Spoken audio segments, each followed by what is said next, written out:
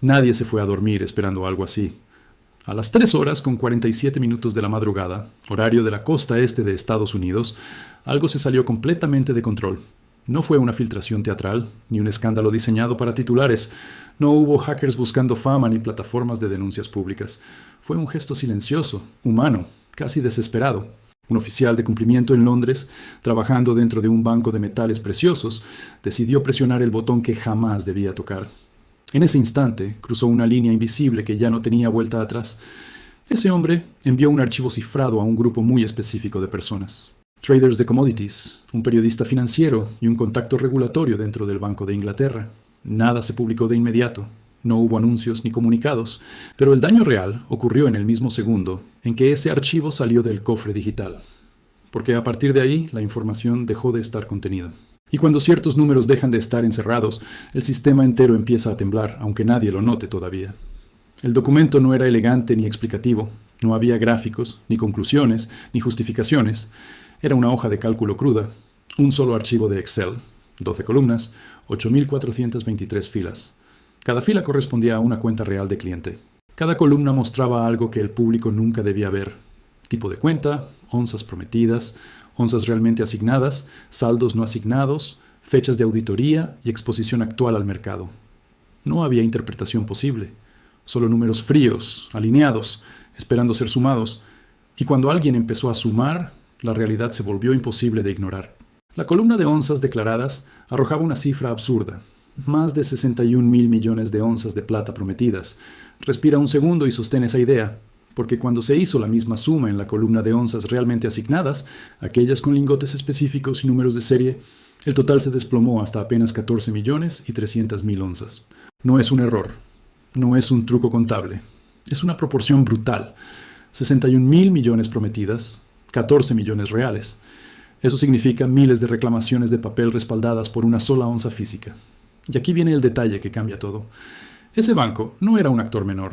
Era uno de los 6 pilares que sostienen la compensación global de metales preciosos en Londres. Si el problema fuera aislado, aún habría espacio para la duda.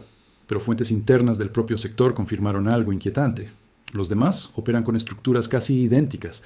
Y ahí, la sospecha se convierte en un problema sistémico. Cuando llevas esa distorsión a números concretos, el golpe es todavía más fuerte. A los precios actuales de la plata, todas esas promesas de papel juntas representan alrededor de 15 billones de dólares. 15 billones sostenidos por menos de 4 billones en metal físico real. Y en ese punto, algo hace clic en la cabeza. Esto ya no es una teoría ni una sospecha de pasillo. Son datos internos, confidenciales, mostrando que el sistema funciona como una reserva fraccionaria llevada al extremo. En ese momento exacto, a las 3:47 de la madrugada, dejó de ser una duda. Se convirtió en un hecho documentado. La hoja dejaba claro que el problema no era solo el volumen prometido, sino la estructura misma que sostenía esa promesa. Dentro del banco, la mayoría de las cuentas de plata no poseían metal físico real. Estaban clasificadas como no asignadas. En palabras simples, el cliente creía tener derecho a cierta cantidad de onzas, pero sin lingotes específicos, sin numeración y sin separación real.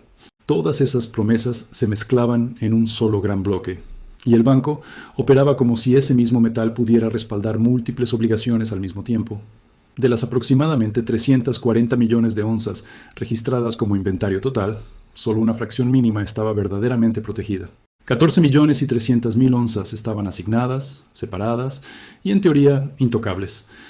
Todo lo demás era una masa indistinta de compromisos cruzados. Frente a ese volumen físico tan limitado, las reclamaciones internas superaban con facilidad las decenas de miles de millones de onzas. Incluso sin considerar otros factores, la matemática ya mostraba un desequilibrio profundo, de esos que solo sobreviven mientras nadie intenta salir al mismo tiempo. Pero la planilla iba más allá. Había una columna que casi nadie fuera de la alta dirección conocía: la exposición externa a derivados. Ahí aparecían futuros, swaps y acuerdos privados vendidos a clientes institucionales fuera de las bolsas, invisibles para el público. Contratos a medida, opacos, difíciles de rastrear. El valor nocional de esa exposición superaba el $1 billón. Traducido a plata física, eso significaba más de 16.000 millones de onzas adicionales prometidas sin respaldo directo. Cuando esas obligaciones externas se sumaban a las promesas de las cuentas internas, el total superaba las 78.000 millones de onzas de plata prometidas. Ahora compáralo con el metal que realmente podría entregarse. No el que aparece en reportes genéricos, no el teórico, sino el que estaba disponible de verdad. El resultado empujaba la palanca a niveles absurdos, cientos, miles de veces por encima de lo razonable. Y aún así, eso todavía no explicaba el número que realmente pone la piel de gallina. El detalle final estaba casi escondido, pero era el más explosivo de todos. Gran parte del metal almacenado ni siquiera pertenecía al banco. Cientos de millones de onzas estaban bajo custodia de un gran fondo cotizado en bolsa. Legalmente, esos lingotes no podían usarse para cumplir obligaciones del banco. No eran un respaldo utilizable. Cuando descuentas ese metal intocable, lo que queda para cubrir todas las promesas es una fracción aún menor. Y es justo ahí donde la proporción se vuelve obscena. Miles de reclamaciones de papel compitiendo por cada sola onza que realmente podría entregarse. Cuando alguien observa una estructura así, la pregunta surge sola. ¿Cómo no colapsó antes? La respuesta es incómoda, pero simple. Sistemas como este solo funcionan mientras casi nadie exige lo que cree poseer. Durante décadas, la plata fue tratada como una exposición financiera, no como un bien físico. Se negociaban papeles, fondos y contratos porque era más fácil, más barato y parecía seguro. El metal real quedaba inmóvil, silencioso, mientras las promesas se apilaban una encima de la otra sin fricción aparente. Pero algo cambió.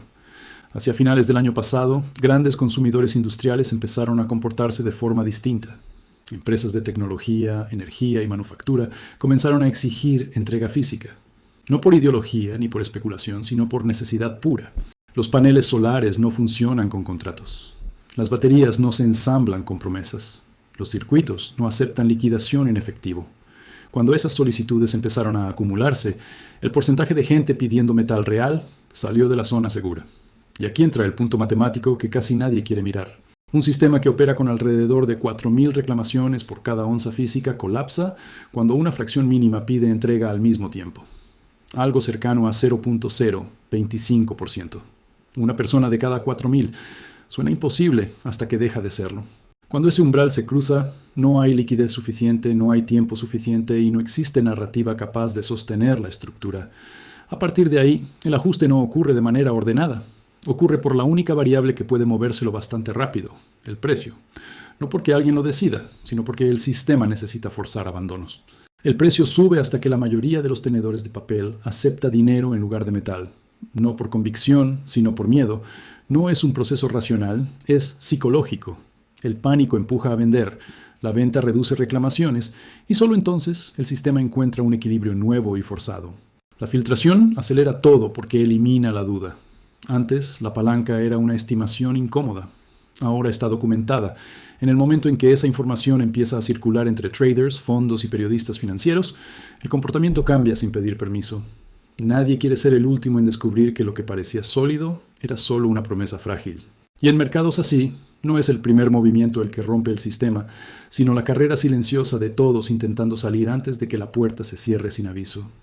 Cuando el precio comienza a subir en este contexto, muchos lo interpretan como exageración o histeria colectiva, pero no lo es mecánica pura. El sistema necesita que una cantidad enorme de personas renuncie al metal para poder seguir funcionando. Los usuarios industriales no renuncian porque no pueden. Ellos necesitan la plata para producir. Eso vuelve una parte de la demanda rígida, insensible al precio. Quienes terminan cediendo son los tenedores de papel, los que solo poseen una promesa y no una necesidad real.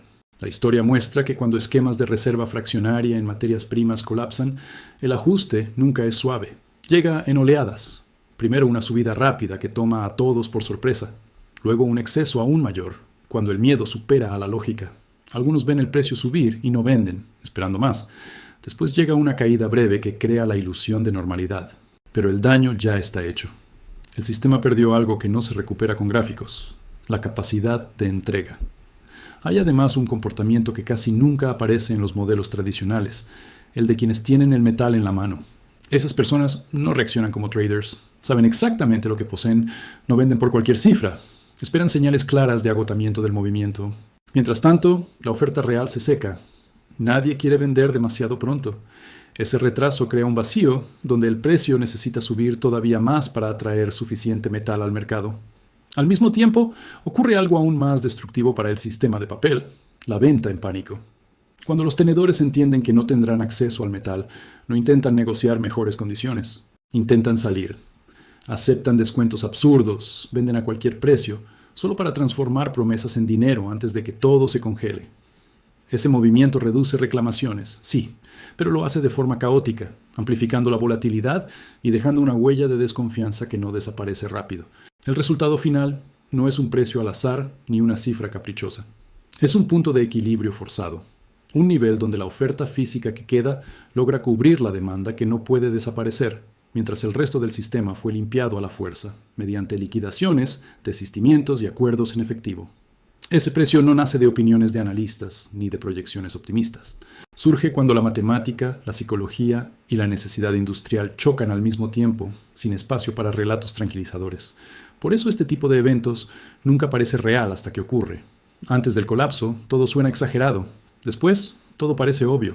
Cuando un mercado descubre que está sostenido por múltiples promesas sobre el mismo activo físico, la confianza no se erosiona lentamente, se evapora, y cuando la confianza desaparece, contratos, garantías y comunicados oficiales pierden valor de inmediato. Nadie quiere explicaciones, todos quieren una salida y la quieren ahora. La reacción en cadena casi siempre comienza igual. Inversionistas intentan convertir posiciones no asignadas en metal real. Fondos reciben solicitudes de rescate por encima de lo normal. Los bancos responden con plazos más largos, lenguaje ambiguo y frases como sujeto a disponibilidad. Para quien sabe leer entre líneas, ese lenguaje es una confesión silenciosa. Significa que el metal no está ahí. Y cuando esa señal se propaga, el mercado entiende el mensaje, incluso sin titulares. En ese punto, el sistema no se rompe porque alguien quiera provocar el colapso. Se rompe porque nunca fue diseñado para operar bajo verdad. Fue construido para funcionar dentro de una abstracción cómoda. Mientras la plata era solo un número en una pantalla, todo fluía. En el instante en que vuelve a ser tratada como un recurso físico, finito y necesario, los engranajes se traban. No existe liquidez suficiente para satisfacer a todos al mismo tiempo. El ajuste que viene después no es justo ni elegante. Algunos logran salir temprano, otros quedan atrapados. Contratos se renegocian, se liquidan en efectivo o terminan en tribunales durante años. Pero la plata física cambia de manos en semanas y el nuevo precio no refleja entusiasmo. Refleja escasez. Marca el nivel donde el mercado fue obligado a admitir cuántas promesas simplemente no podían cumplirse. Al final, la filtración no crea el problema, solo retira el velo. La estructura ya existía, operando en silencio desde hace décadas. La hoja de cálculo hizo algo simple y devastador. Puso todos los números en la misma página. Y cuando eso ocurre, deja de importar quién tenía razón o quién se equivocó.